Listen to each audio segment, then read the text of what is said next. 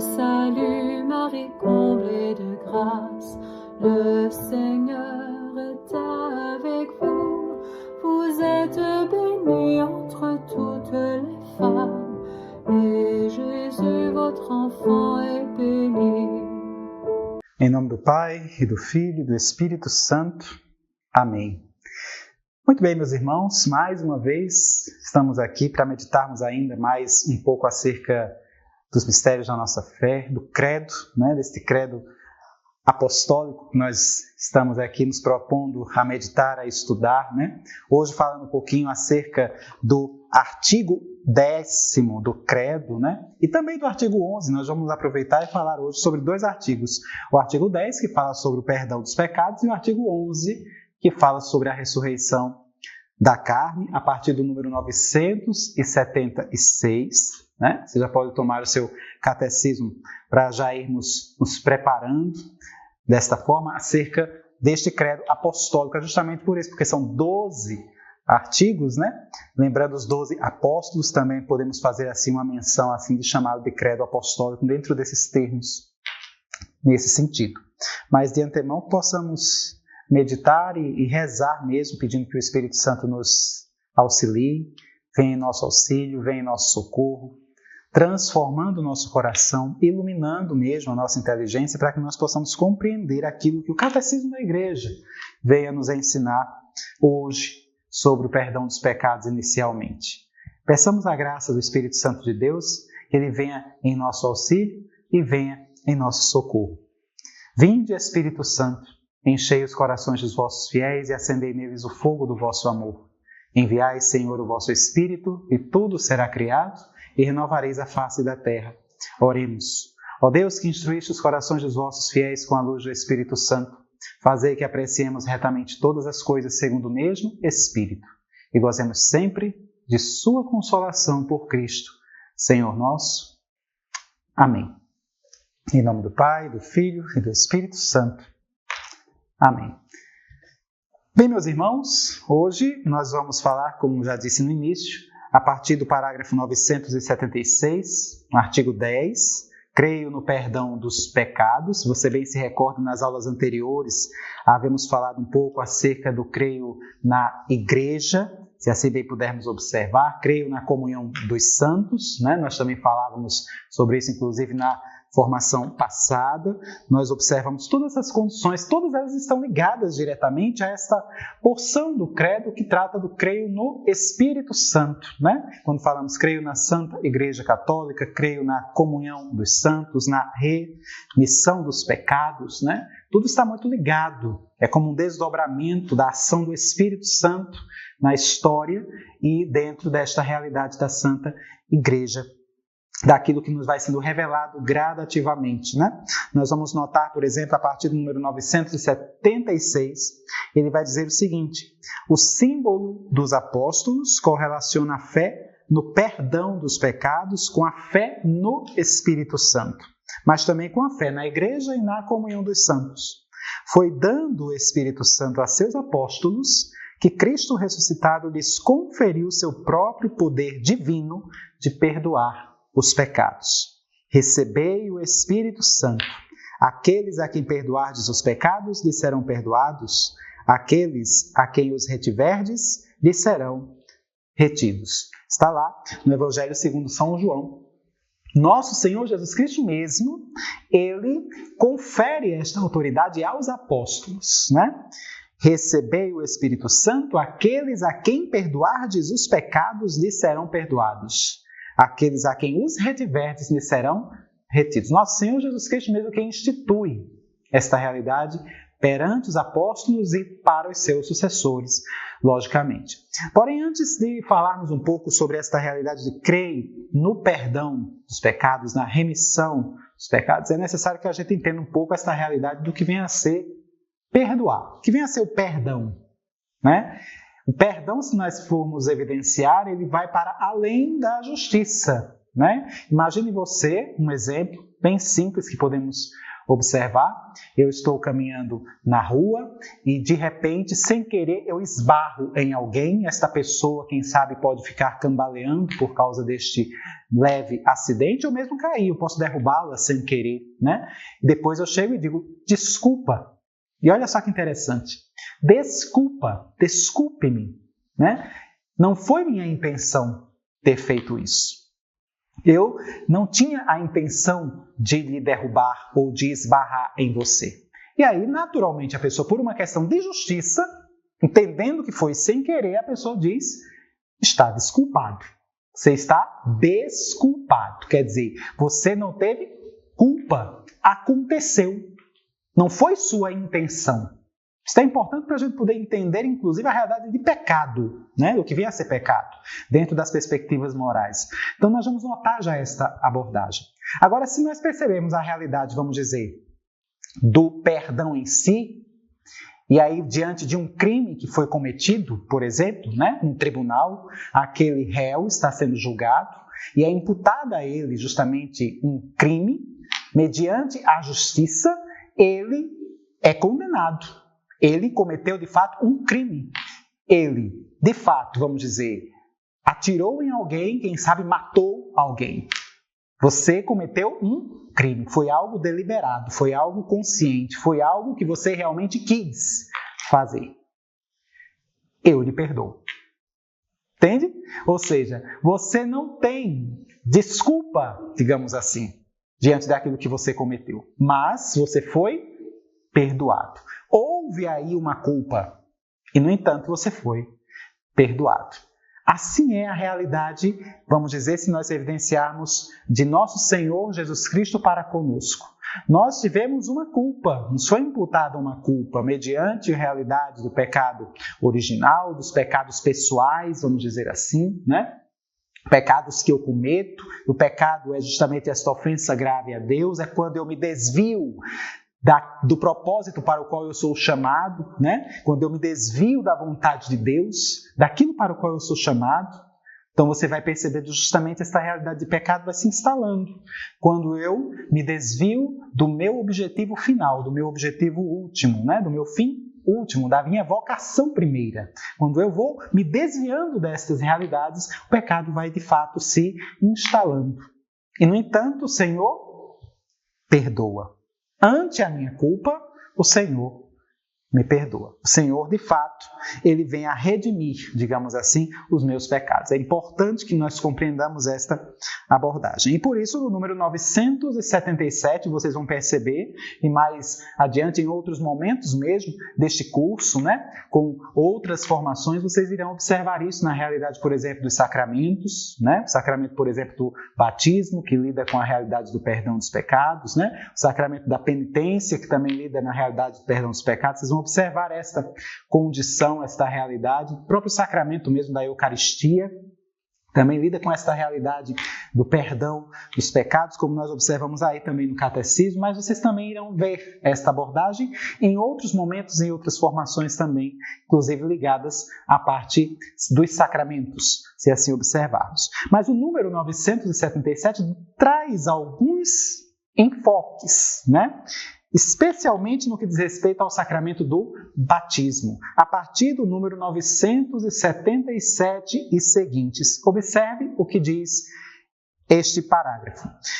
Nosso Senhor ligou o perdão dos pecados à fé e ao batismo. Ide por todo o mundo, proclamai o Evangelho a toda criatura. Aquele que crer e for batizado será salvo. O batismo é o primeiro e principal sacramento do perdão dos pecados, porque nos une a Cristo morto por nossos pecados, ressuscitado para nossa justificação, para que nós também vivamos vida nova. Então, mediante o sacramento do batismo, nós somos lavados, especialmente se estivermos arrependidos, nós somos lavados dos nossos pecados, lavados do pecado original, pecado das origens. Já meditamos aqui em outros momentos, né? E o batismo, ele realmente nos lava. É diferente da realidade protestante, por exemplo, em que o batismo, por vezes, ele não tem a eficácia de perdoar pecados para os protestantes. O batismo é só uma realidade simbólica, né, para eles, no sentido de que você aceita, né, na perspectiva protestante, aceita o Senhor Jesus e depois o batismo acaba sendo como que um símbolo, um sinal de que você aceitou nosso Senhor Jesus Cristo, mas você não teria a propriedade de, mediante esta realidade, perdoar-se dos seus pecados. Diferente da fé católica, né? Pelo batismo nós ingressamos, digamos assim, na vida divina, nós ingressamos na vida da igreja, nós passamos de criaturas a filhos de Deus, né? Nós somos elevados a esta condição. Fazendo valer aquela palavra de São Paulo aos Colossenses, né? Se morremos com Cristo, ressuscitamos com Ele. Então, essa experiência que nós vivemos no Santo Batismo, e que vocês vão ver e estão vendo aí também de forma magistral na disciplina dos sacramentos. Nós vamos notar esta condição. Se percebermos aí o número 978, ele vai trazer justamente esta abordagem.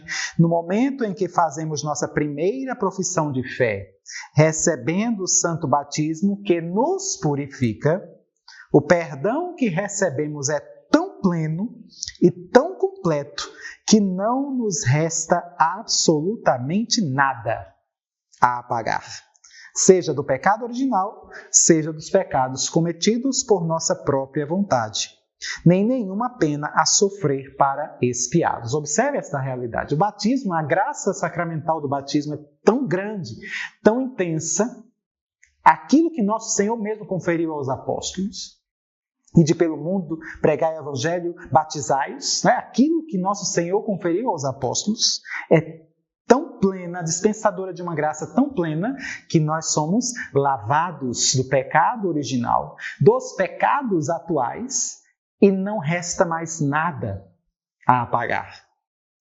Agora, mediante esta realidade do batismo, em que eu sou purificado de todos os meus pecados, no entanto, eu ainda mantenho a minha tendência à queda, aquilo que chamamos de concupiscência, né? A minha tendência a cair.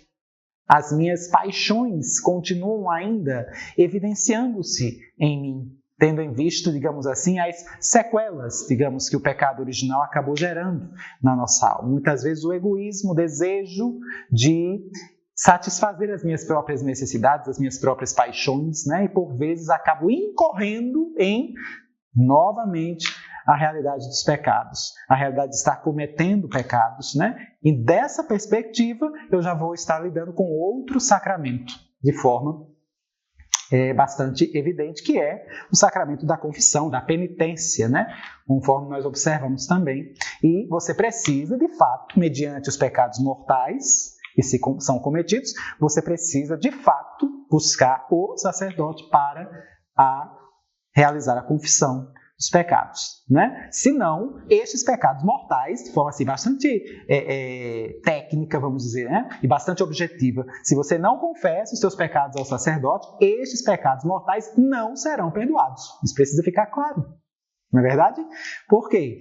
Porque nosso Senhor foi muito claro quando Ele disse isto aos apóstolos. Os pecados que vocês perdoarem, estes serão perdoados. Os pecados que vocês não perdoarem, estes serão retidos. Está lá no Evangelho segundo São João, a partir do capítulo 20, a partir do versículo 22, 23. Você pode notar isso, conferir isso na Sagrada Escritura. Então é importante que a gente busque o sacerdote, sobretudo, para a confissão dos pecados mortais. Realizar efetivamente o exame de consciência, toda esta realidade, para que nós possamos, de fato, voltar ao estado de graça. Né? Então, isso é importante observarmos esta condição. É justamente o que nos prevê também a realidade do número 978, que vai tratar sobre isso. Ele diz ainda: contudo, a graça do batismo não livra ninguém de todas as fraquezas da natureza. Pelo contrário, ainda temos que combater os movimentos da concupiscência que não cessam de arrastar-nos para o mal. Daí a perspectiva do sacramento da Penitência que você confere aí também no número 979, ele vai aí fazer uma explanação acerca desta realidade. Tanto o 979 quanto o número 980, ele vai dizer desta forma: neste combate contra a inclinação para o mal, quem seria suficientemente forte e vigilante para evitar toda ferida do pecado? Se, portanto, era necessário que a igreja tivesse o poder de perdoar os pecados, também era preciso que o batismo não fosse para ela o único meio de servir-se destas chaves do reino dos céus, que havia recebido de Jesus Cristo. Era preciso que ela fosse capaz de perdoar as faltas a todos os penitentes, ainda que tivessem pecado, até o último instante de sua vida.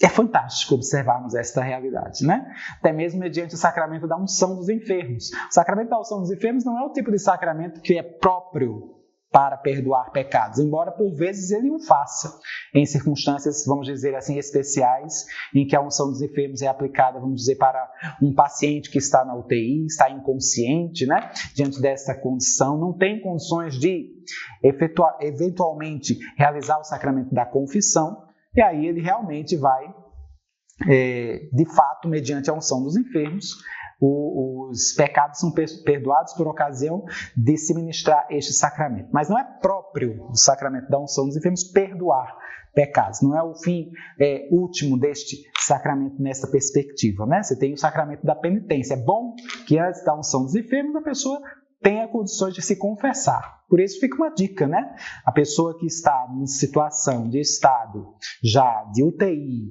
de um estado grave de doença, né? Não espere a pessoa ficar entubada para chamar um padre. As pessoas têm uma tendência terrível de só chamar o padre para o velório, né? Devo ser assim, bem objetivo ao falar sobre isso. Às vezes as pessoas elas só se preocupam em chamar o padre no velório.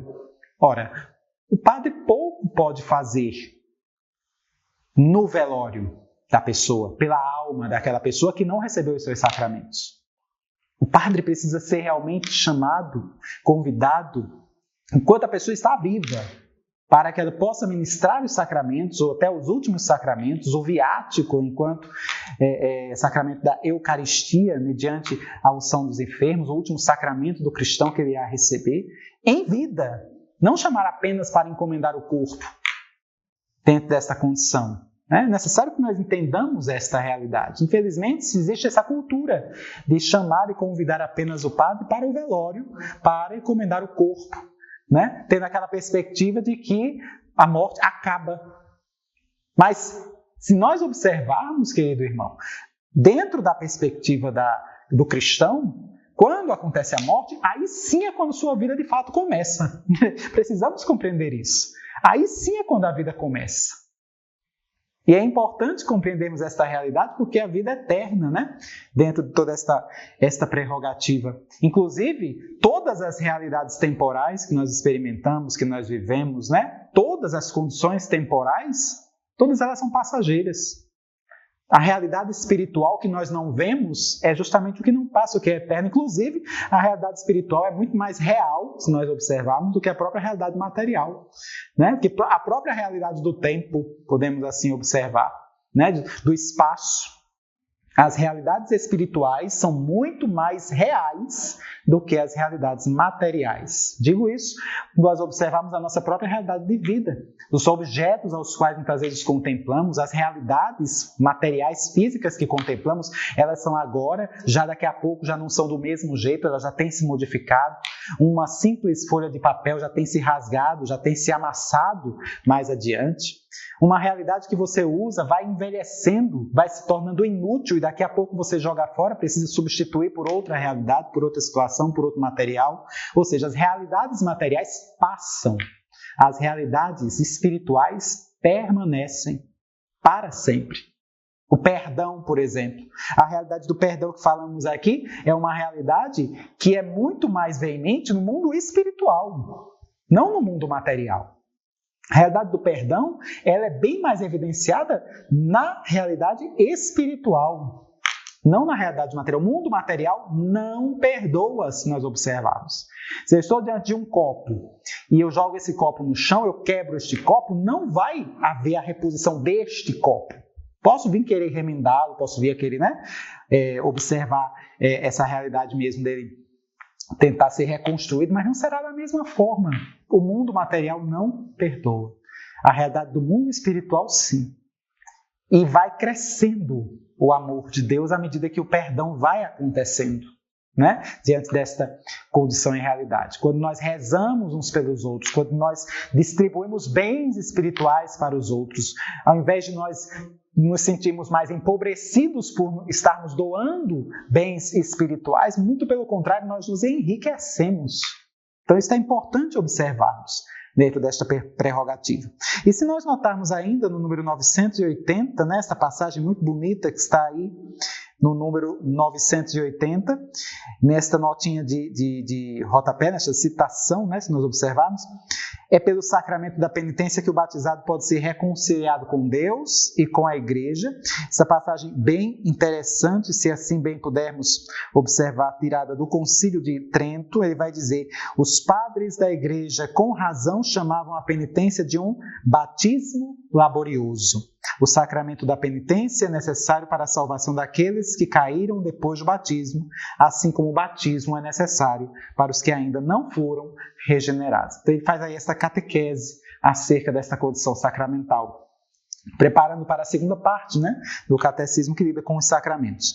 E nós ainda podemos perceber também que quando ele fala da remissão dos pecados, ele faz uma menção aqui ao poder das chaves. Está aí no número 981 e seguintes, ele vai lidar justamente com essa questão do poder das chaves. Veja bem o que ele vai dizer aqui.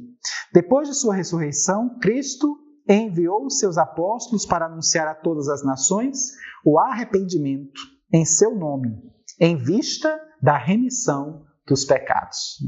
Redimir. A remissão dos pecados. O que é redimir? Redimir significa justamente comprar de volta, se nós observarmos.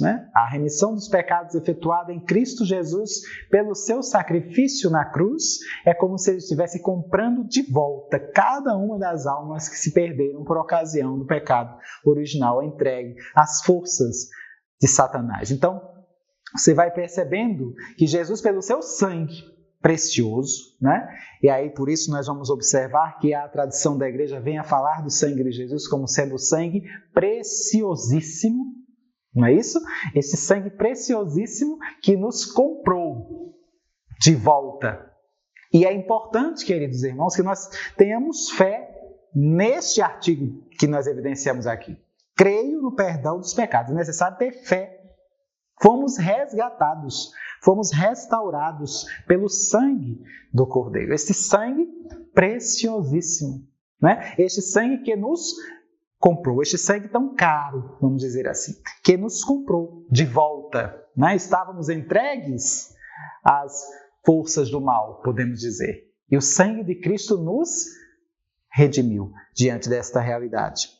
Este ministério da reconciliação, os apóstolos e seus sucessores não o exercem somente anunciando aos homens o perdão de Deus merecido para nós por Cristo e chamando-os à conversão e à fé, mas também comunicando-lhes a remissão dos pecados pelo batismo e reconciliando-os com Deus e com a igreja, graças ao poder das chaves recebido por Cristo. E você nota justamente esta menção relacionada aí a Santo Agostinho de Hipona, nos seus sermões, ele vai falar justamente sobre essa realidade. Eu gosto muito de observar essas citações aqui, porque elas são de uma riqueza espiritual tremenda, Um grande presente que o Papa São João Paulo II nos presenteia, nos envolve mesmo com este catecismo. Ele diz assim: a igreja recebeu as chaves do reino dos céus para que se opere nela a remissão dos pecados pelo sangue de Cristo e pela ação do Espírito Santo.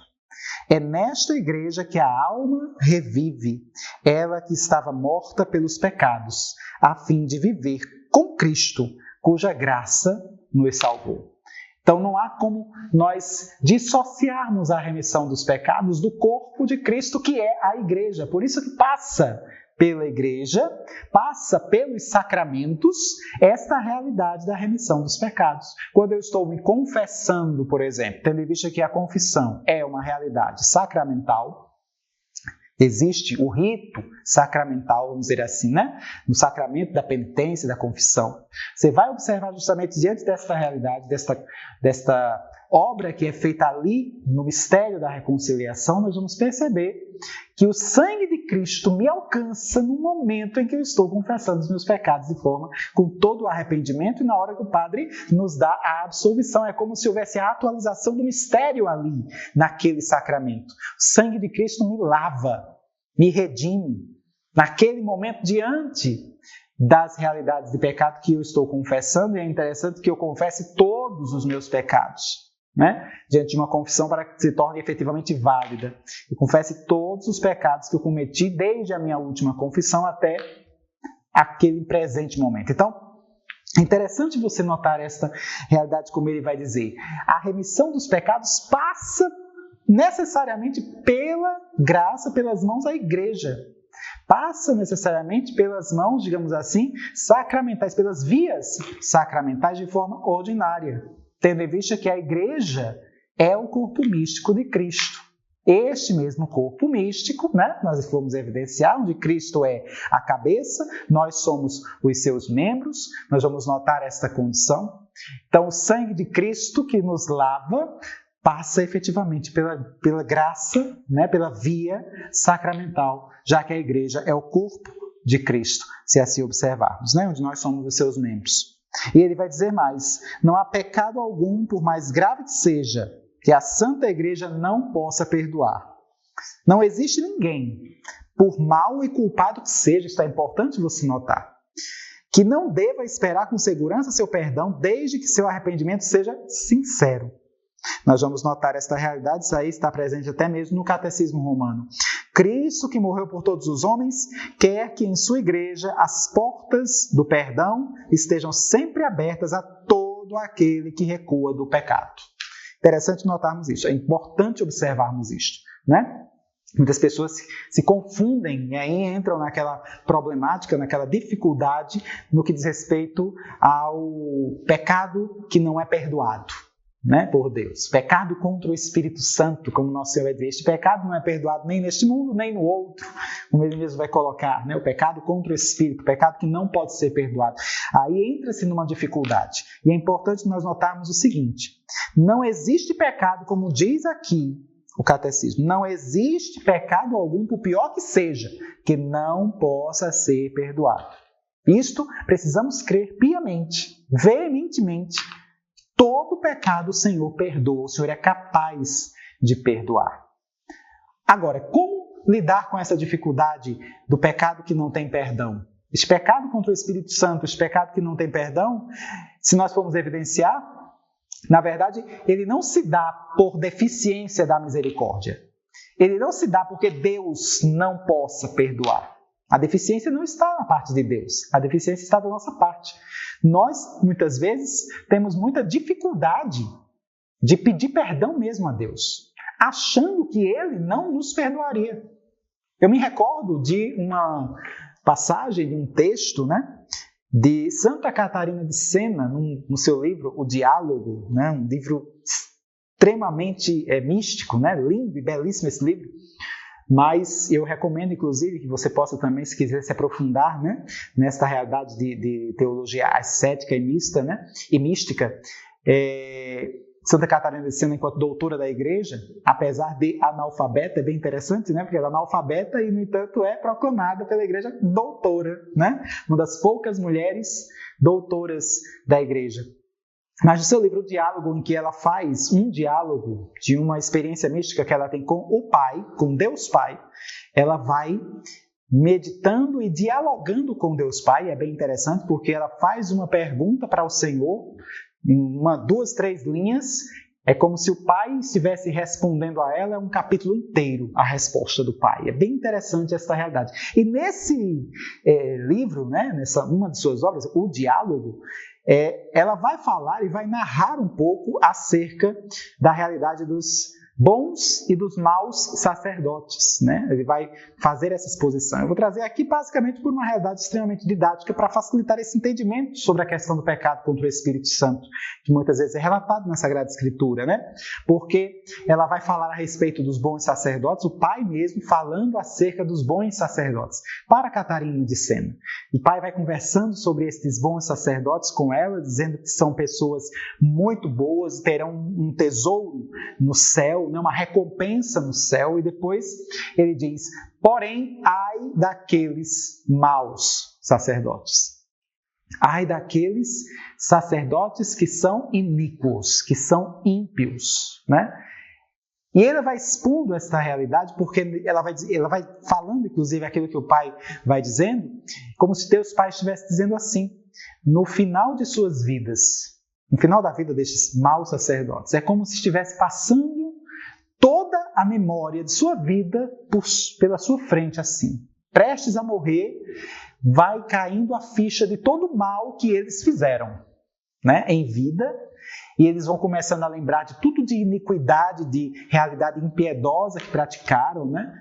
Pecados mortais, e levavam as pessoas também, por vezes, a praticarem pecados mortais. Isso eu estou falando numa perspectiva do século XIV, né? Santa Catarina de Sena viveu no século XIV, meados de 1347. Na época ainda, né? Se nós observarmos já do final da Idade Média. E ela vai falando sobre essa realidade, e Deus Pai dizendo a ela, vai se gerando ali sobre esses sacerdotes um sentimento de culpa tão grande que quase que os esmaga, e eles começam a dizer: Deus não pode me perdoar, Deus não vai me perdoar, eu estou perdido porque o que eu fiz é muito grave e é terrível. Diante da morte parece que a realidade se nos apresenta, né? É tão grave o que eu fiz que ele não é capaz de me perdoar. Veja bem, ele vai colocando obstáculos no perdão de Deus, no perdão que Deus conferiria. O coração se fechou ali, naqueles pecados, ele se fechou a experimentar a misericórdia de Deus. E aí, Deus Pai mesmo diz: pobres sacerdotes, eu os queria perdoar, mas eles não deixaram, eles não quiseram. O sangue de meu filho também chegar até eles, mas eles recusaram. A partir do momento que fecharam o coração, que endureceram o coração. Esta chamada esclerocardia, né? O endurecimento do coração, duros de coração. E eu não pude perdoá-los não por minha deficiência, diz o Pai, mas porque eles se fecharam, ensimesmando-se, vamos dizer assim, em si mesmos, e são condenados. Não pela deficiência da minha misericórdia, mas porque se negaram, de fato, a acolher o oceano de misericórdia que eu teria para eles. Perceba esta realidade do pecado que não tem perdão. Não é deficiência da misericórdia de Deus, mas é muitas vezes a nossa própria deficiência. Por isso, a nossa grande dificuldade de nós mesmos nos perdoarmos diante das realidades erradas que praticamos por vezes. É preciso eu também me perdoar. E por que a dificuldade grande em que eu mesmo possa me perdoar? Está justamente no fato de que existe uma coisa que falta por vezes em mim. Chama-se humildade.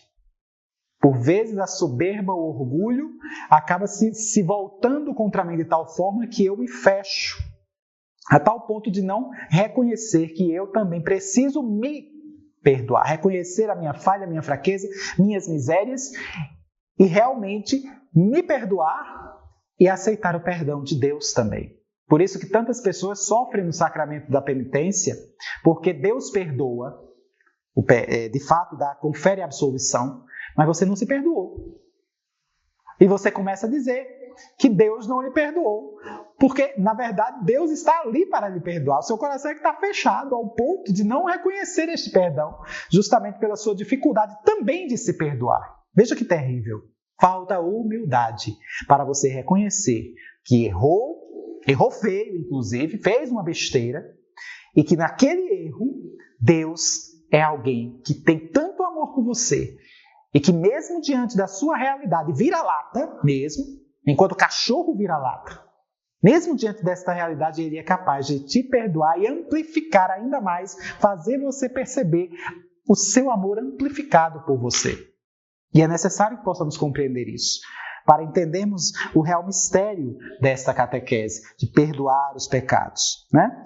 E aí você vai notando esta realidade que Santa Catarina de Sena também aborda no seu livro, O Diálogo, mas também tantos outros santos que vão tratar desta realidade de condição, como a própria Santa Teresa d'Ávila, uma outra grande doutora, grande mística, mestra na oração, que vai lidar também com estas realidades. Percebam esta condição. E se nós notarmos ainda no número 983, ele ainda dirá: a catequese empenhar-se-á em despertar e alimentar nos fiéis a fé na grandeza incomparável do dom que Cristo ressuscitado concedeu à sua igreja. A missão e o poder de perdoar verdadeiramente os pecados pelo ministério dos apóstolos e de seus sucessores. Aí cai por terra aquela ideia protestantizada que existe muito no meio católico e que diz assim: meus pecados eu confesso diretamente com Deus. E eu devo dizer, querido irmão, não confessa. Não confessa porque não foi assim que Nosso Senhor quis. Nosso Senhor quis que você confessasse seus pecados mediante os sacerdotes, para que teus pecados sejam perdoados, senão ele não o será. Isto é necessário porque Nosso Senhor assim o quis quando instituiu este ministério. E se nós notarmos aqui, ainda no número 983, temos mais algumas citações que nós podemos observar.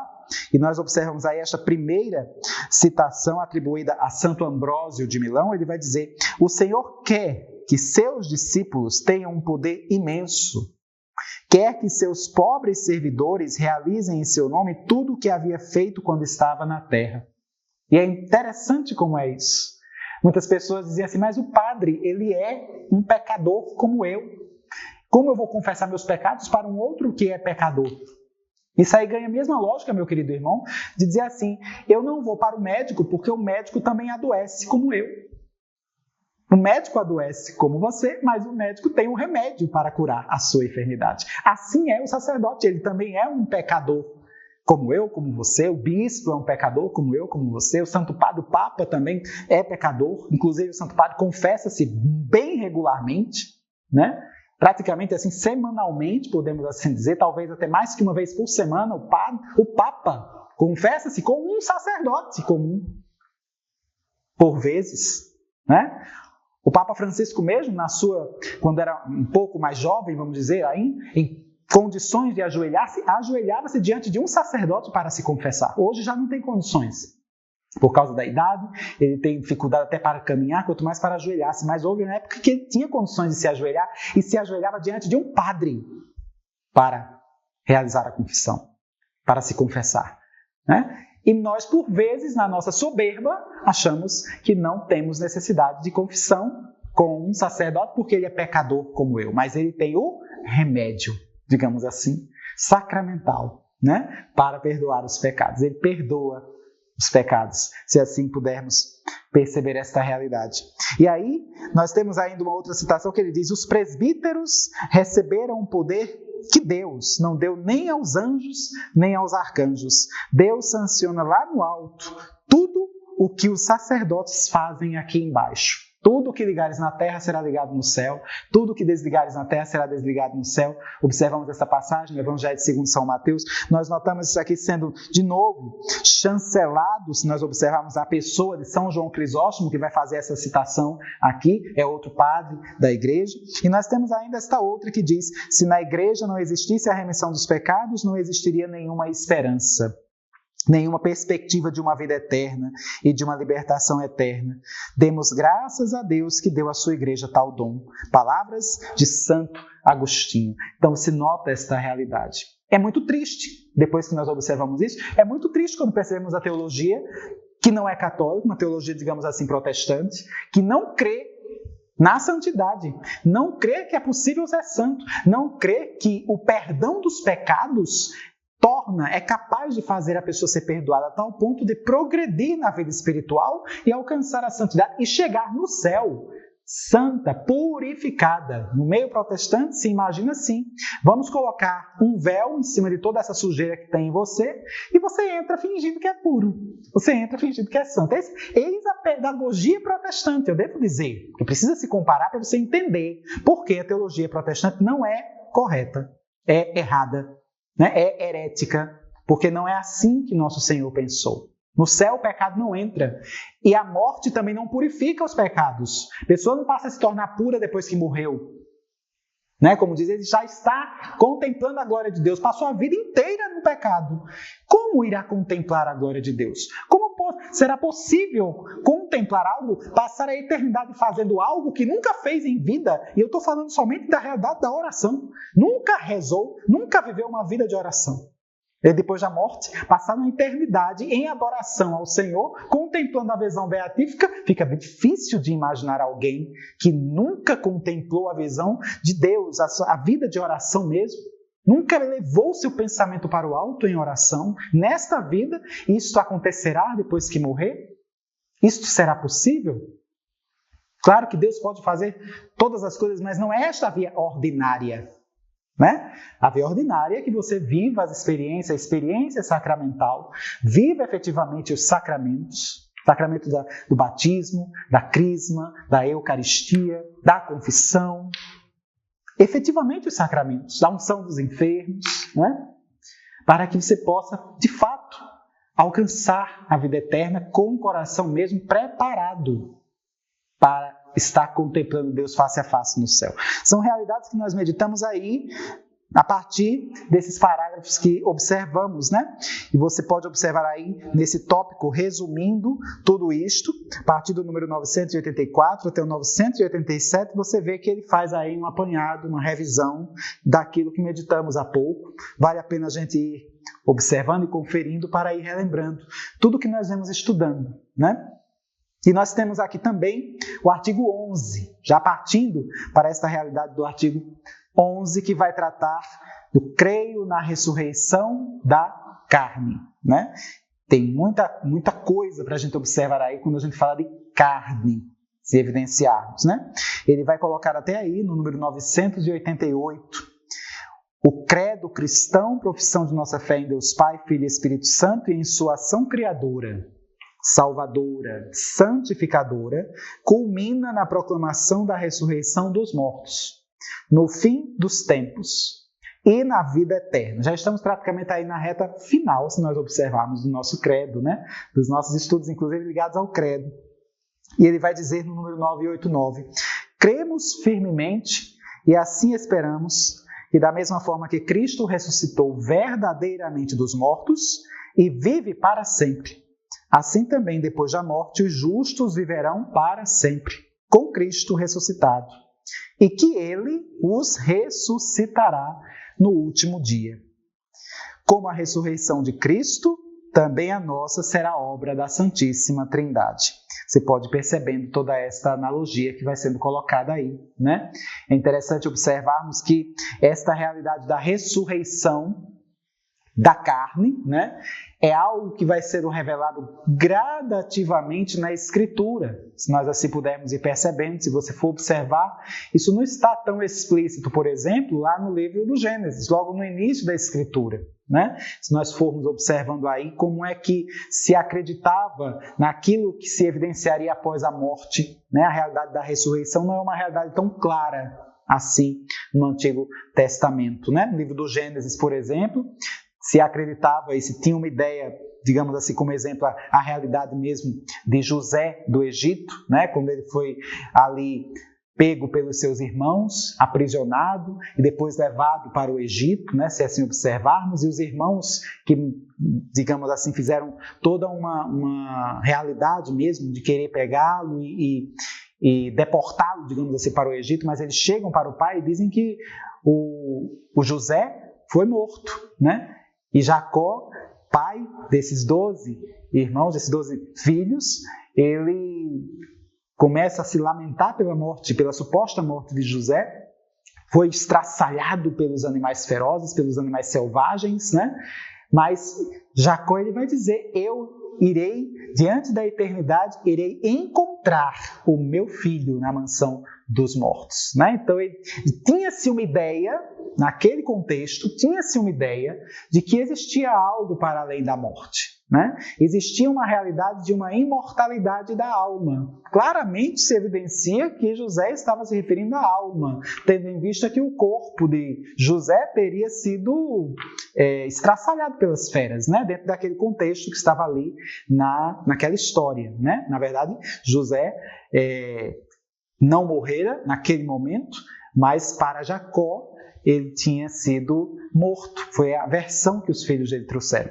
Mas você vê claramente Jacó dizendo: eu irei me encontrar com meu filho na mansão dos mortos. Então, se tinha uma crença, digamos assim, de que existia ali uma sobrevivência da alma, né? A imortalidade da alma, mas a realidade da ressurreição, especialmente nos 5 primeiros livros da Bíblia, não estava muito clara, evidente, né? Não tem nenhuma evidência do Pentateuco, né? Da Torá, não tinha nenhuma evidência da crença na ressurreição da carne, ou seja, de que o corpo, né, iria voltar à vida, digamos assim. Isso só vai se tornar muito evidente no Antigo Testamento, lá no livro dos Macabeus, no segundo livro dos Macabeus, né?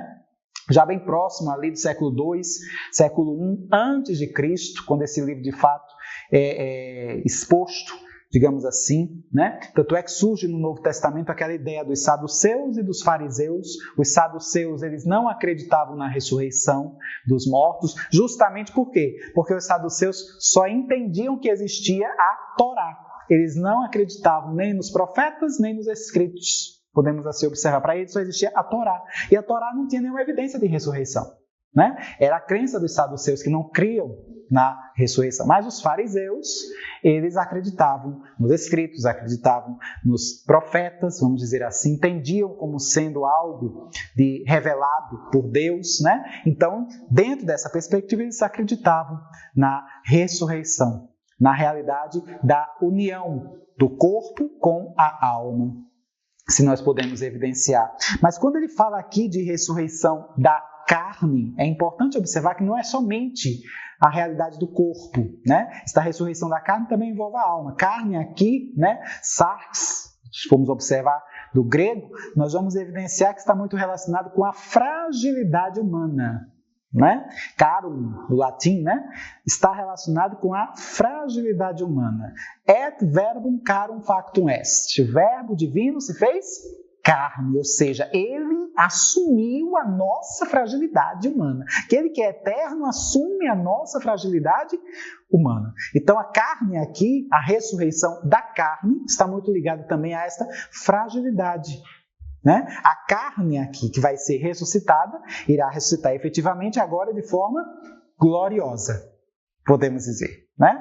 Tal como nosso Senhor Jesus Cristo, que já antecipa esta ressurreição. Note quando ele vai dizer aqui no número 990, quando ele vai dizer: o termo carne designa o homem em sua condição de fraqueza e de mortalidade. A ressurreição da carne significa que após a morte não haverá somente a vida da alma imortal, mas que mesmo os nossos corpos mortais readquirirão vida, diz a carta de São Paulo aos Romanos. Então, queridos irmãos, alegremos-nos. Estamos destinados a ressuscitar no último dia. Estamos destinados a viver esta realidade. Por isso o catecismo ele vai dando aqui uma série de temáticas, se nós formos notar, sobre esta realidade de condição. No número 991 mesmo, ele vai dizer: crer na ressurreição dos mortos foi, desde os inícios, um elemento essencial da fé cristã. Então está previsto da fé cristã esta realidade da ressurreição dos mortos, desde o início do cristianismo, dos primórdios do cristianismo, até porque nosso Senhor Jesus Cristo ressuscitou no terceiro dia, não é verdade? Até porque nosso Senhor Jesus Cristo deu sinais de ressurreição dentro daquela perspectiva da reanimação da filha de Jairo, né? Podemos observar, do filho da viúva de Naim, de Lázaro, né? Nosso Senhor dava sinais diante desta realidade. e ao mesmo tempo ele próprio, né, enquanto ressuscita dos mortos de forma diferente de todas as outras que ele mesmo realizou. Então você vê, como diz o número 991, esta bonita passagem, inclusive, que Tertuliano de Cartago, né, que viveu em meados do século II para o século III, Tertuliano de Cartago, ele vai falar acerca desta realidade, e esta citação que você tem até aí em latim, né? Fiducia Christianorum resurrectium mortuorum, illam credentes sumus. Ou seja, a confiança dos cristãos é a ressurreição dos mortos. Crendo nela, somos cristãos. É como se fosse parte da nossa identidade. Também crer na ressurreição dos mortos, né? Já dizia Tertuliano de Cartago, dentro do século II para o século III. Ele morreu ali por volta do ano 210, 220, né? Então nós temos aí esta realidade. Tertuliano foi um daqueles que disse até desta forma: o sangue dos mártires é semente para novos cristãos. Uma das frases mais belíssimas dos primeiros tempos do cristianismo, né? O sangue dos mártires é semente para novos cristãos. Interessante observarmos esta abordagem. E aí você vê, mais adiante, ele diz ainda: como podem alguns dentre vós dizer que não há ressurreição dos mortos? Se não há ressurreição dos mortos, também Cristo não ressuscitou. Citando as palavras do apóstolo Paulo. E se Cristo não ressuscitou, vazia é a nossa pregação. Vazia é também a nossa fé. Mas não, Cristo ressuscitou dos mortos, primícias dos que adormeceram. Cristo ressuscitou dos mortos como primícias dos que morreram, né? E se nós notarmos ainda no número 992, a ressurreição de Cristo e a nossa própria, ele vai falar aí a respeito dessa revelação progressiva da ressurreição, tal como nós já havíamos comentado, já havíamos falado, né? Ele vai se referir, inclusive, até mesmo aí à aliança de Deus com Abraão, inclusive, dentro do Antigo Testamento, como você bem pode observar, conferindo a ele toda a sua descendência, né? Esta experiência na ressurreição corporal dos mortos, que foi se impondo como uma consequência intrínseca da fé em Deus, como nós notamos. Nós percebemos aí também, como já havia mencionado, a respeito dos Macabeus, né? Aquele episódio bem bonito e interessante que nós observamos no segundo livro dos Macabeus, no capítulo 7, né? Quando se vai dizer: o Rei do mundo nos fará ressurgir para uma vida eterna, a nós que morremos por suas leis. Aqui fazendo menção àquele momento em que aquela mulher estaria com seus 7 filhos ali a serem martirizados por adorarem o único e verdadeiro Deus, né? Ante toda aquela realidade idolátrica que se evidenciava dentro daquele contexto. E aí você nota que os primeiros sinais da crença na ressurreição vão surgindo ali naquela passagem, né? Ele diz mais: é desejável passar para outra vida pelas mãos dos homens, tendo da parte de Deus as esperanças de ser um dia ressuscitado por ele. Está lá no segundo livro dos Macabeus, no capítulo 7, versículo 14. Né? Você vai observar ainda no Novo Testamento, já havíamos mencionado acerca dos fariseus e dos saduceus, né? Que nós observamos aí no número 993. E o 994 ele diz ainda que Jesus faz a ligação da fé na ressurreição à sua própria pessoa, tendo em vista que ele ressuscitara dos mortos, né? Dentro desta constituição. Ele mesmo vai dizer: eu sou a ressurreição e a vida, vai dizer nosso Senhor Jesus Cristo. Então não é somente associar a própria pessoa de Cristo, ele é a própria ressurreição, se assim observarmos, né? E aí você vê, Jesus mesmo quem no último dia há de ressuscitar os que nele tiverem crido e que tiverem comido o seu corpo e bebido o seu sangue. Ele fornece um sinal e um penhor disto, restituindo a ressurreição, a vida a certos mortos, né? Fazendo menção aí a alguns exemplos que ele mesmo confere no Evangelho. Você vai notando isso tudo à medida que você vai refletindo nos números 995 e 996. Né? Se notarmos aí o número 996, ele vai dizer ainda: desde o início a fé cristã na ressurreição deparou com incompreensões e oposições. Em nenhum ponto a fé cristã depara com mais contradição do que em torno da ressurreição da carne. Interessante observarmos esta realidade, né? É algo que gera muita polêmica, né? Até porque estão relacionados com realidades últimas. com aquilo que, até mesmo dentro da tradição da igreja, chamamos de os novíssimos, né? Era um termo muito utilizado antes mesmo do Concílio Vaticano II, se utilizava muito esse termo, os novíssimos, né? Do latim novissima, que significa justamente essa realidade das últimas coisas, as últimas realidades, né? Que o catecismo, no nosso credo, também faz uma certa abordagem. E aí, a partir do número 997, diante de toda esta realidade em que nós, quando ressuscitarmos, iremos alcançar uma vida espiritual elevada, né, podemos assim dizer, porque o Senhor nos confere uma vida divina. Se nós observarmos o número 997, ele vai dizer o que é ressuscitar, né? São realidades que nós já meditávamos aqui. Ele diz, na morte, que é a separação da alma e do corpo, o corpo do homem cai na corrupção, ao passo que sua alma vai ao encontro de Deus, ficando à espera de ser novamente unida a seu corpo glorificado. Deus, em sua onipotência, restituirá definitivamente a vida incorruptível a nossos corpos, unindo-os às nossas almas pela virtude da ressurreição de Jesus. É interessante percebermos esta condição. Se você notar os santos, diversos santos que já morreram, que foram canonizados, aqueles não canonizados, mas que estão no céu, podemos assim dizer, né? As almas dos santos. É isso que nós podemos evidenciar, porque no céu, em termos de corpo e alma, nós temos apenas Nosso Senhor e a Virgem Maria, né? A igreja crê que Nossa Senhora foi assunta de corpo e alma para o céu. Mas todos os demais santos, o que nós temos no céu é apenas aquilo que podemos chamar de alma. Apenas a alma dos santos. Já em estado, vamos dizer assim, de glorificação, né? Mas apenas a alma. Não estão em completude, não estão por completo, né?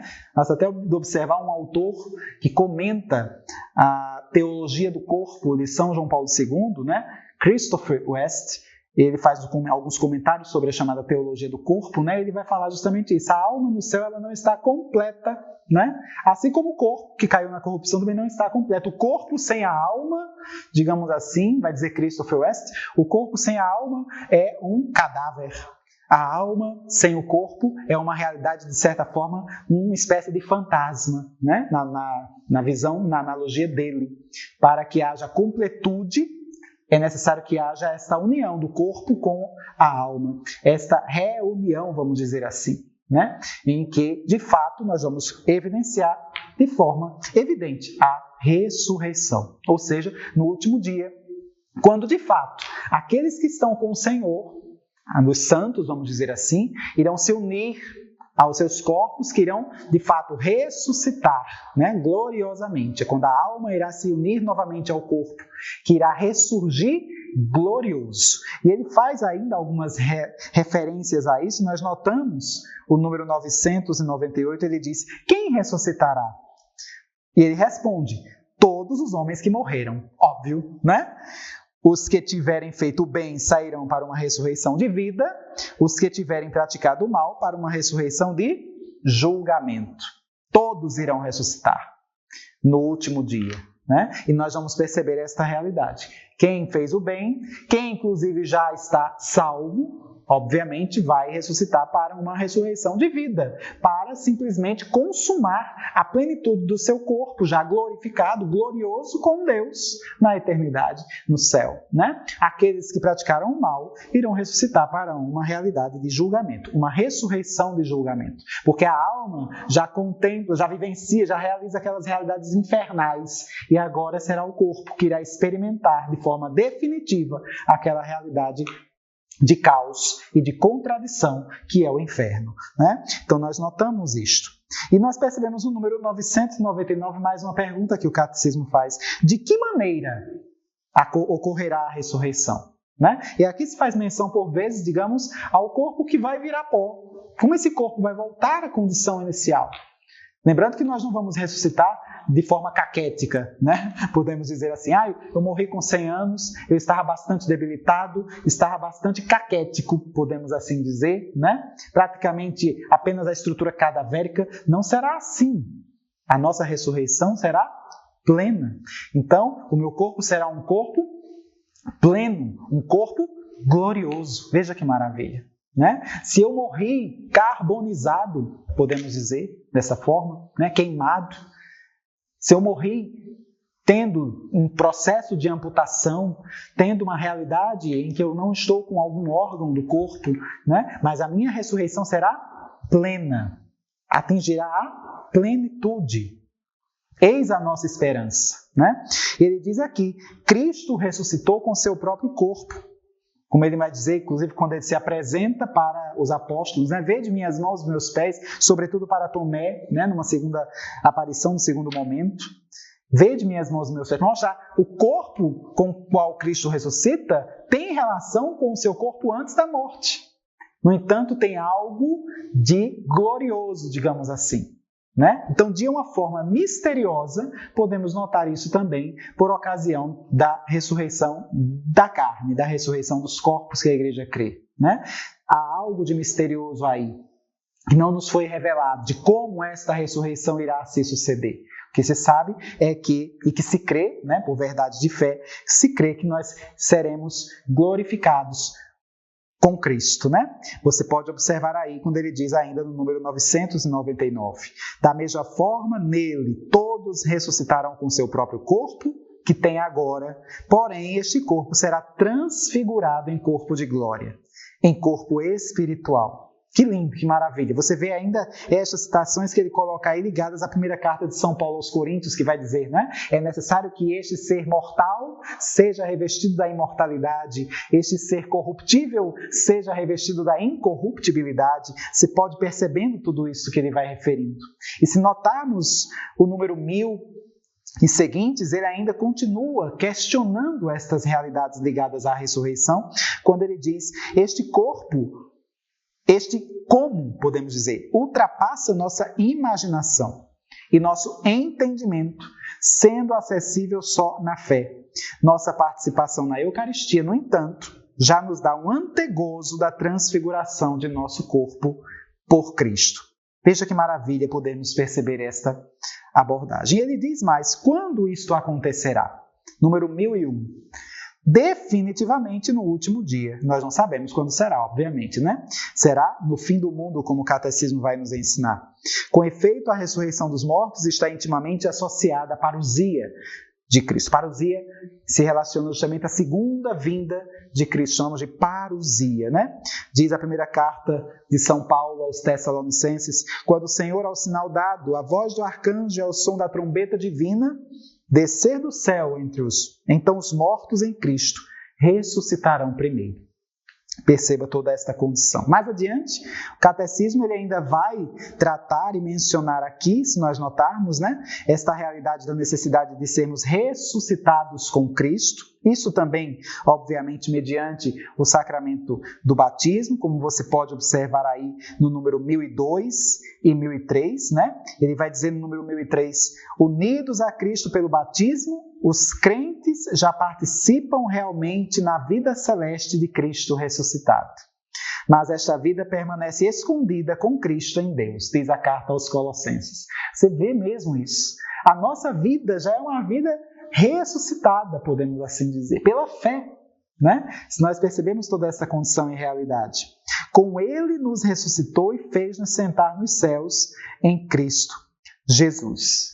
Você vai percebendo que a vida ressuscitada também passa pelos sacramentos, e você vê o catecismo mencionando aí o sacramento do batismo, o sacramento da Eucaristia, no número 1003 e 1004, se observarmos toda esta constituição, né? É tanto que, se você notar toda esta abordagem, no número 1005 ainda vai falar desta realidade de morrer em Cristo Jesus. Não apenas morrer com Cristo, mas morrer em Cristo.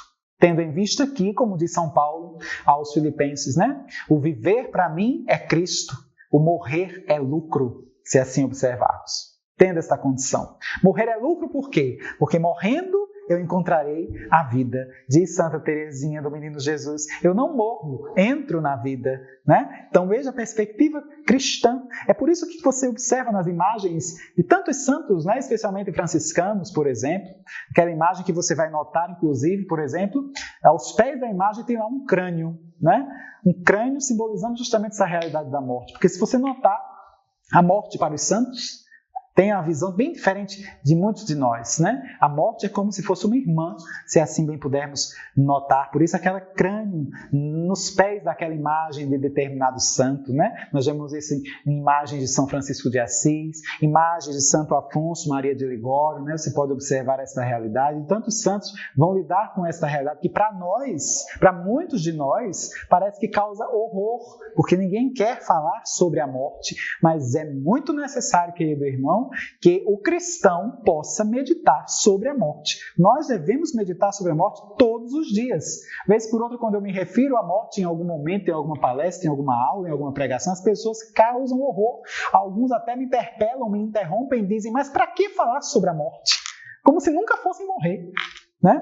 E nós precisamos meditar continuamente, diretamente sobre a morte. Direto sobre isso. Existe até um livro de Santo Afonso Maria de Ligório, né? Recomendo também vivamente que você, se puder, lê-lo, né? Porque nos ajuda a refletir sobre isso. Preparação para a morte, né? De Santo Afonso Maria de Ligório. Ele nos ajuda dentro desse contexto. E vale muito a pena, também faz muito bem para a alma, né? De forma bastante paradoxal para tantas pessoas, mas faz muito bem para a alma meditar sobre a morte assim, vivendo este dia como se fosse seu último dia, como se estivesse diante da morte, como se fosse encontrá-la, porque nós não sabemos quando ela de fato virá. Mas tendo esta certeza de que esse grande embate, este grande confronto entre a vida e a morte aconteceu na cruz de Cristo. A vida, se nós evidenciarmos, encontra a morte, podemos assim dizer. E a morte era morte até o dia em que ela encontra a cruz de nosso Senhor Jesus Cristo. Aí a morte morre, podemos dizer, né? Nosso Senhor mata a morte, podemos observar. Ele derrotou a morte com a sua própria morte, diz Santo Agostinho. E aí nós vamos notar esta constituição. É importante percebermos estas reflexões. É o que nós notamos no número 1007 e seguintes, quando ele vai dizer: a morte é o termo da vida terrestre e é necessária para que nós possamos também educar, ir educando a nossa alma, nos preparando para este encontro, para esta realidade. É isso que nós observamos aí no número 1007, quando ele vai falar sobre essas reflexões, né? Ele diz aí nessa pequena citação: lembra-te de teu Criador nos dias de tua mocidade, antes que o pó volte à terra de onde veio e o sopro volte a Deus que o concedeu. E você nota aí essas reflexões sobre a morte, quando ele vai dizer, no que diz respeito à morte ser de fato consequência do pecado, como também algo que é transformado por Cristo, porque Cristo realmente, ele transmuta a morte, né? Como diz inclusive a liturgia das horas mesmo, vai dizer, a própria realidade da oração eucarística, né? Nós também podemos evidenciar o prefácio dos defuntos no Missal Romano, que vai falar muito sobre essa realidade. A vida, ela não é tirada, ela é transformada, se assim pudermos evidenciar dentro desse processo, né? Se nota toda esta condição, para que nós possamos encontrar sentido na morte cristã. É preciso mesmo que possamos compreender isso. A morte, ela já tem muitas vezes realidades que nos diferenciam de todos os outros animais, por exemplo, né? Costuma-se dizer mesmo que o ser humano, ele entende a morte de tal forma que é a única espécie de toda a criação que vai lidar com a realidade do sepultamento, de enterrar os seus mortos. Nós vemos isso praticamente na espécie humana, né? Até entre os arqueólogos mesmo, se trabalha muito essa realidade, quando vai se descobrir, por exemplo, determinados corpos, para se saber se era humano, às vezes de um primata, né, que tem uma certa semelhança com o ser humano, que faz parte da mesma ordem dos primatas, muitas vezes eles ficam em busca de sinais de sepultamento ali, né, daqueles achados arqueológicos, para saber se aquela pessoa, aquele ser de fato é humano, porque era prática dos humanos, né, desde sempre, em todos os continentes, a realidade do sepultamento, não somente o sepultamento, mas por meio de rituais, né? E isso ganha significado dentro da perspectiva cristã. É o que nós observamos a partir do número 1010, né? Graças a Cristo, a morte cristã tem um sentido positivo. Para mim, a vida é Cristo, morrer é lucro. Fiel é esta palavra: se com Ele morremos, com Ele viveremos. E olha que passagem belíssima que nós observamos aqui, dentro dessa condição de Santo Inácio de Antioquia, já no século II, né, no início do século II, na sua carta aos Romanos, ele vai dizer assim: é bom para mim morrer em Cristo Jesus, melhor do que reinar até as extremidades da terra. É a Ele que procuro, Ele que morreu por nós. É Ele que quero, Ele que ressuscitou por nós. Meu nascimento aproxima-se, deixai-me receber a pura luz. Quando tiver chegado lá, serei homem. Olha só que perspectiva fantástica deste grande mártir, deste grande santo da igreja, nos seus primeiros séculos, né? Nos primeiros séculos do cristianismo. Você nota esta condição. Note o que ele diz ainda no número 1011. Na morte Deus chama o homem a si. É por isso que o cristão pode sentir em relação à morte um desejo semelhante ao de São Paulo. É partir e ir para estar com Cristo. E pode transformar sua própria morte em um ato de obediência e de amor ao Pai, a exemplo do próprio Cristo. É o que vai dizer tantos santos, de tantas citações que nós observamos aqui no Catecismo, né? O número 1012, já para que nós possamos ir encerrando, vai dizer: a visão cristã da morte é expressa de forma privilegiada na liturgia da igreja, como nós observamos no prefácio dos defuntos, né? E para caminharmos mesmo para o termo desta formação, possamos observar aí o número 1013. Ele diz: a morte é o fim da peregrinação terrestre do homem, do tempo de graça e de misericórdia que Deus lhe oferece para realizar sua vida terrestre, segundo o projeto divino, e para decidir seu destino último. Quando tiver terminado o único curso de nossa vida terrestre, não voltaremos mais a outras vidas terrestres. Os homens devem morrer uma só vez. E aí o catecismo deixa de forma bastante enfática: não existe reencarnação depois da morte. Essa doutrina é espírita e é importante que entendamos isso. Não se pode crer, meu irmão, em ressurreição e reencarnação ao mesmo tempo.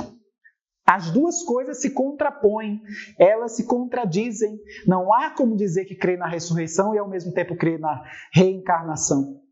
Ou se crê em uma ou se crê em outra. E nós cristãos, nós católicos, cremos na ressurreição da carne. Cremos na ressurreição de Cristo. Cremos na ressurreição dos mortos. Diz o número 1014. A igreja nos encoraja à preparação da hora de nossa morte. Isso é muito importante, né? As pessoas, elas têm uma tendência a entenderem que de fato a morte de fato vai vir, ela virá, mas as pessoas, elas querem uma morte rápida, uma morte assim. Eu prefiro uma morte com uma arritmia cardíaca, como um infarto, de repente, uma parada cardíaca, de modo a que eu não sofra. Veja a perspectiva terrena da pessoa, só para que ela não sofra, como se o sofrimento, dependendo da circunstância daquela situação daquela pessoa, o sofrimento acabasse com a morte dela, quando na verdade talvez ele apenas comece, né? Lembra que existe o que vem depois da morte e pode vir o inferno. E isso é muito sério, querido irmão, observarmos. É necessário que nós peçamos sempre a Deus que Ele nos livre de uma morte súbita, que Ele nos livre de uma morte rápida, que Ele me dê condições de me preparar para a morte. Que essa é a realidade que nós precisamos entender, né? Me dê condições de me preparar para a morte. Essa é a primeira realidade dos novíssimos que nós falávamos há pouco, né? Das últimas coisas, que eu esteja preparado para a morte. Eu preciso me preparar, né? Ter uma morte lenta, muitas vezes até mesmo com uma enfermidade, com uma doença, com um sofrimento, para que eu possa ir percebendo que eu estou perto de me encontrar com ela, e eu posso já ir me preparando com uma boa confissão, com a unção dos enfermos, com a vida de oração, com a verdadeira e efetiva conversão. Eu preciso me preparar para... Já pensou se eu morro hoje e não estou preparado? Se eu morro hoje subitamente e não estou pronto? Estou em pecado mortal? posso ir para o inferno, vou para o inferno. É o que ensina o catecismo da Igreja Católica. Se eu estiver em pecado mortal e a minha vida de uma hora para outra for ceifada subitamente. É necessário entendermos isso. A Igreja nos encoraja à preparação da hora de nossa morte, diz o número 1014. Livra-nos, Senhor, de uma morte súbita e imprevista. Trata-se aqui da antiga ladainha de todos os santos. Também a Igreja, ela enfatiza essa necessidade de pedir à Mãe de Deus que interceda por nós na hora da nossa morte. É o que nós fazemos na Ave Maria. Sempre. Agora e na hora de nossa morte. E ainda mais, a nos entregarmos aos cuidados de São José, que é o padroeiro da boa morte. E é bem interessante isso, né? São José, padroeiro da boa morte, porque ele, no leito de morte dele, estava presente quem? Jesus e Maria, consolando, confortando. Estavam com ele na hora da morte de São José. Por isso, o padroeiro da boa morte. E finalizando, finalmente, o nosso estudo de hoje, aí no finalzinho já dessa citação vai se dizer estas palavras que estão relacionadas aqui à imitação de Cristo. Em todas as tuas ações, em todos os teus pensamentos, deverias comportar-te como se tivesses de morrer hoje. Se tua consciência estivesse tranquila, não terias muito medo da morte. Seria melhor evitar o pecado que fugir da morte. Se não estás preparado hoje, como estarás amanhã? É necessário sempre pensarmos na perspectiva da morte, no encontro com a morte. Se eu fosse morrer hoje, pensar mesmo, viver o mundo como se fosse o último dia da sua vida nesta terra, né? E aí, São Francisco de Assis, no seu Canto das Criaturas, em que ele louva ao Criador pelo irmão Sol, pela irmã Lua, pela irmã Água, pelo irmão Vento, né? Aqui, já ao final do Catecismo, ele vai dizer no número 1014, esse louvor que ele diz ao Senhor pela sua irmã Morte, a morte corporal, né? Que não lhe fará mal para aquele que estiver na graça de Deus. Observe, louvado sejais, meu Senhor, por nossa irmã, a morte corporal, da qual homem algum pode escapar. Ai dos que morrerem em pecado mortal, felizes aqueles que ela encontrar conforme a vossa santíssima vontade, pois a segunda morte não lhes fará mal. Note bem toda esta condição e realidade. A partir do número 1015 nós temos aí o resumo, né? Até o número 1019, vale a pena você meditar e ir meditando mesmo, refletindo sobre esta realidade, sobre a realidade da sua morte. Isso é importante também, enquanto cristão, vivenciarmos isto. E é mesmo sem saber, você reza na Ave Maria esta realidade também acerca da sua morte, né? Já ao final da Ave Maria, mesmo sem sabê-lo. Mas é necessário, porque a morte, de fato, ela precisa estar realmente, nós precisamos estar preparados para vivenciarmos esta condição quando ela, de fato, chegar. E nós não sabemos quando ela chegará. Então, eu preciso estar preparado para isso. Não nos deixemos impregnar por esse espírito do modernismo, da modernidade, como se nunca fôssemos morrer. Ou se deixa isso para lá, não deixe isso para lá, porque nós não sabemos quando chegará. É preciso caminhar sempre nessa condição e perspectiva, porque a morte não é o fim, né? É o começo da vida eterna. Vai dizer Santa Teresinha, eu não morro, eu entro na vida, né? Dentro dessa prerrogativa. Por isso, peçamos à Virgem Maria, à Virgem do Rosário, a sede da sabedoria, que ela venha em nosso auxílio, em nosso socorro e nos ilumine cada vez mais a compreender esses mistérios, os mistérios últimos da nossa existência aqui nesta terra e das coisas últimas que estarão por vir, por acontecer mediante a fé que nós temos na Santa Igreja. Deus nos abençoe. Ave Maria, cheia de graça, o Senhor é convosco. Bendita sois vós entre as mulheres e bendito é o fruto do vosso ventre, Jesus. Santa Maria, Mãe de Deus, rogai por nós, pecadores, agora e na hora de nossa morte. Amém. Nossa Senhora, sede da sabedoria, rogai por nós. Em nome do Pai, do Filho e do Espírito Santo. Amém. Sainte Marie, Mère de Dieu, priez pour nous, pauvres pécheurs, maintenant et à l'heure de notre mort.